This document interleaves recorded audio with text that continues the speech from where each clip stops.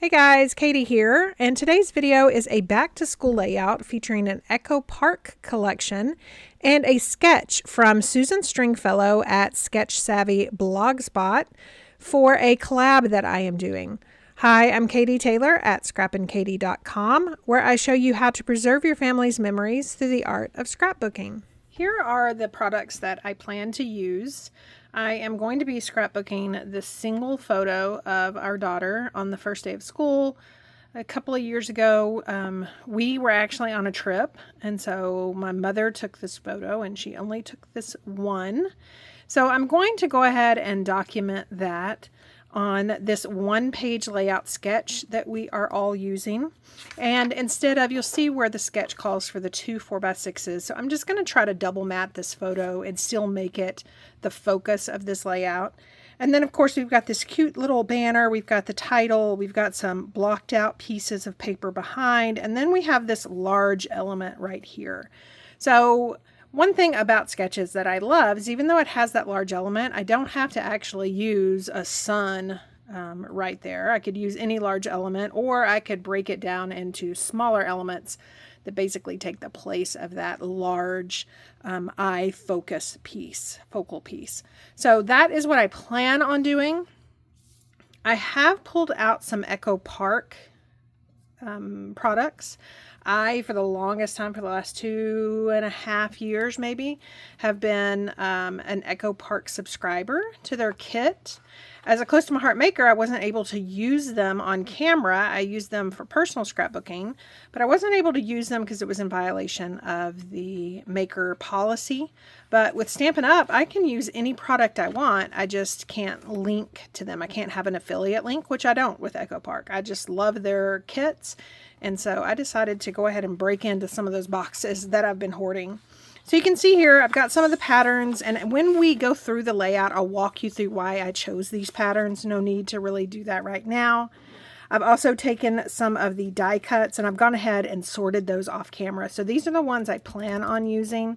And there's also some chipboard pieces and some stickers. So I'm going to throw those in whenever the situation arises for those. So right now I'm going to kind of clear off my desk, get things some pre-cut, and then come back and we can work our way through this month's sketch. Okay, so I have everything cut, and there was this pattern paper. It's kind of a blue color. It may look black on the camera, on the video, but it's not. It's like a deep, deep blue. I am using that for one of my photo mats, but I also wanted to frame out this layout. So because I used it for a photo mat, I had cut the photo mat before I decided I wanted to frame it out. So I'm just using strips. These are 1/2-inch strips, and I'm not worrying about mitering the corners or anything. I am just adhering them down. I think that the pattern is dark enough that it's not going to really matter. And then also I'm trying to there's definitely an edge that has the little crosses or the T's, whatever you want to call these, closer to the edge. I'm trying to put those closer to the edge because once I put on this other pattern paper, it's going to hide the majority of that. So this paper collection had this, it reminds me of notebook paper. You know, of course, it's got the pink and the two-tone, the darker color to it. But I definitely wanted to use that since it's a school layout. So see, I mean, you barely can tell that it's not mitered. So I am liking that. And then you might remember, well, no, you don't remember because I didn't walk you through the patterns, but there were 3 patterns. Of course, you've got real pretty patterns on the back. These I'm going to use, this one matches that outside pattern. And then these 2 I'm using because of the colors in the photo. So you've got her school tag and then her backpack, her blue jeans, stuff like that. There was also a pattern that I pulled out that had these adorable cameras on the back. I think I'm going to use the stickers or the die cuts or chipboard for the camera. But there was this floral pattern. I briefly thought about bringing that in, but a lot of times when your photo already has a lot of that element, there's no need to bring this in. This serves as your green and your kind of foliage. So when I do throw some florals on here, then that's already done for you. It's a no-brainer. So I've got these, and I'm trying to decide which one I want to be the forefront and which one I want to kind of peek from behind. And a lot of it's going to have to do with just how they sit right here. So we've got this. So I'm thinking I like the blue to be the forefront. I'm going to put this yellow polka dot down first. If you follow me here, you know that lately I've been on a kick of distressing edges, either with scissors. I usually use my nails. I was really tempted to do that on this layout because I think it would lend itself so well to that. But I'm going to avoid all temptation. And what I did instead is, like I usually do, I did not apply adhesive around the edges. And so instead of adding some sort of distress around the edges of these papers, I'm going to use those edges to kind of tuck some things in. This is my photo, and I'm going to use 3D foam tape on it. Now is a good time to remind you that this is a collab featuring the same sketch. So don't forget to click that playlist at the end of this video so you can go watch the other girls and see what they did with the sketch. I'm not going to actually stick the photo down just yet. And so I did not peel away that backing. There was a pennant in the sketch. And y'all know, I usually like really change a sketch up. This sketch, I'm not going to do a whole lot of changing outside of the sun. I'm not going to have a sun up there. But I really liked this pennant, and I really like the Polaroid style with all of the photos and the hearts. So that is going to go there. And then I'm going to start looking through these little elements. So again, I like that camera. I'm probably going to fussy cut that out. I've pulled some things that I can use for journaling, but the good thing about using notebook paper is I have built-in lines. So I'm just going to kind of set those aside. I really love this, an open book. I know it can mean a million different things, but being that this is a school layout, I'm really wanting to use that. I'm wanting to use Happy Memories. Of course, I'm wanting to use this. Not sure if I'll use that little subtitle though. I have some glasses, but I also think there's a sticker and chipboard, so I'm going to kind of set that aside. I love this one. And then of course, everybody likes a good typewriter. Just think I might do something where I hide that, so I'm going to set that to the side. And then I have these pieces that I already pulled. So definitely going to be using that one, that one, that one. Maybe not that one. Yeah, see, there's that smaller glasses. So I think I'm going to use that instead of the larger one. I love this pencil. These days are so precious to me, and I'll journal why they are precious off camera. I love the hearts. I love this little book. So this is the story, this is the story. Might use that. I just loved this frame. Definitely going to use documented, and then little moments that take your breath away. Maybe, maybe not. So those are my piles. That's my thought process. Not sure how you do it, but that's how I do it. I am pulling out one to date, one of my favorite things that I've purchased as a Stampin' Up! Demonstrator, and that is the Spotlight on Nature dies. They just have all of these different circles with these different edges. So you can see there, these two are probably my favorite, but then you have a whole second sheet. And so of course I always try to die cut more. And so there's this one that just kind of has that little edge detail. It reminds me of a pie where you take the fork and kind of crimp the edges.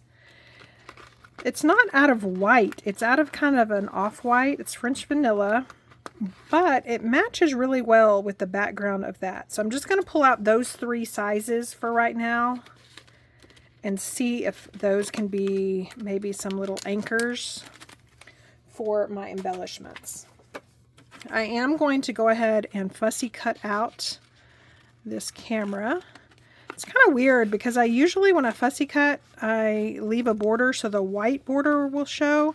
This one doesn't have a white border, but I'm still going to leave that little edge. When you're working with rounded edges, it's a little more forgiving if you leave an edge, kind of like a sticker. If you try to cut it right on the edge, then if you go around and it's not really a perfect curve, you can tell more. There's just a little bit of a tip for you there. So we've got that one. Again, I'll kind of see how I like that because, you know, it's kind of dark. Usually not a butterfly person, but I'm going to save this just in case I want to die cut some of the, fussy cut those out. So let me move these to the side. I am going to speed up the embellishment process just a little bit, just so you don't have to sit through this. But I have these two little cards, the Happy Memories and the Open Book. I'm going to tuck those behind that photo and go ahead and remove the backing of this photo. I think that that's the only thing that's going to get tucked behind it. And then I am going to attach one of those die cuts right to the left of her. There's a big open space. So it says, "These days are so very precious to me." And then there are a couple of things that I am going to actually overlap that part of the right side of the photo. Again, my mother took this photo and she is of the generation or of the mentality that your subject has to be centered, which usually isn't my mode of operation, I guess. I usually try to keep those elements in the thirds, and that way it leaves me to only embellish one side of the layout. On this layout, because of the photo, I am going to actually do a whole bunch of embellishing on this right side as well, just to kind of fill the space again. So you can see that I've gone ahead and I've attached some of those die cuts, and I'm pulling out this chipboard piece, and I am just pulling some of the elements that I think I will use. Again, this layout gets busy really fast. While I loved all of these images and I fully expected, I don't know why I pulled all these out, but I fully expected to use them all. But at one point I just had to stop myself.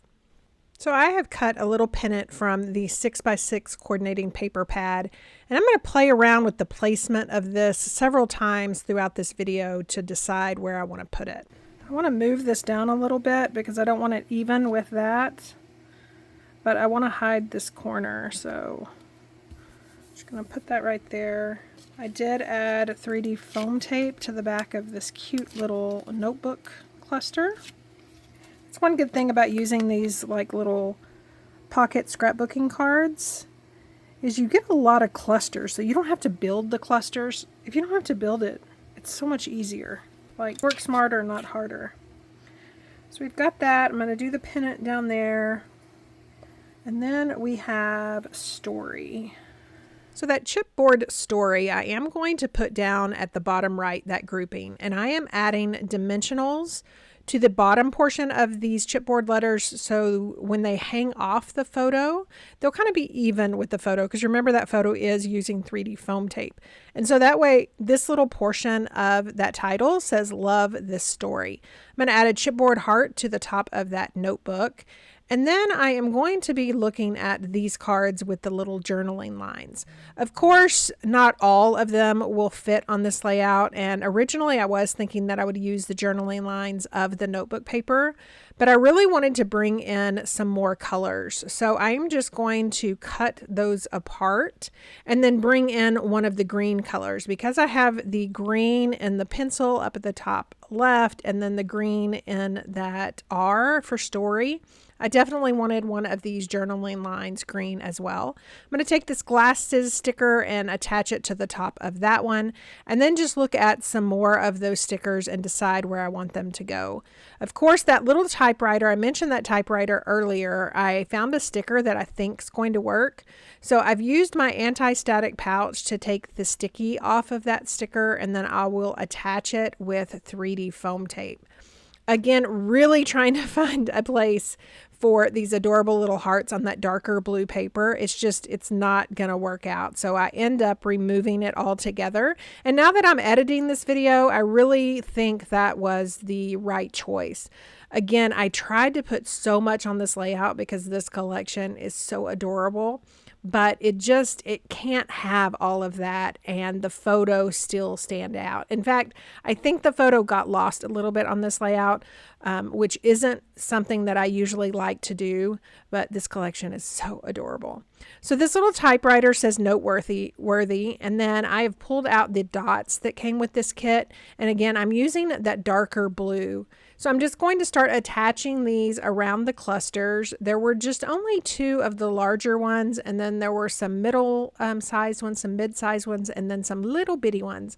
So I'm going to attach some down by those journaling lines, and then just a couple up at the top right on that open book little 2x2 card.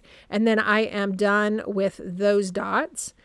And then I decided to look at the sticker sheet again, and there are these 2 little arrows, these circle arrows. So I'm adding some 3D foam dots to the back of those, and I'm just going to put those on that little overlapping, that happy memories little title up at the top. I thought that it was just this perfect little addition to draw your attention to those. Now, I tried to stick to the sketch as much as I could. You can see where I blocked out the pattern papers. I tried to mimic that sun in that little embellishment cluster. And then the title and the journaling lines, I kind of swapped those out. But all in all, I love how this layout turned out. Again, I got kind of carried away with the die cuts and the chipboard shapes, but I think that in the end, it really, really played nice with this photo, which is all that matters in my opinion. Don't forget that I will leave links down below to that Spotlight on Nature die that you can get from my Stampin' Up website. And then I'll leave a link to the playlist. You can also click here and access that playlist. And don't forget that if you like this video, like, comment, share with your friends. And if you aren't already a subscriber, I would love for you to hit that subscribe button and sign up for notifications so you won't miss another crafty video. Thanks so much for stopping by and watching. Y'all have a wonderful weekend.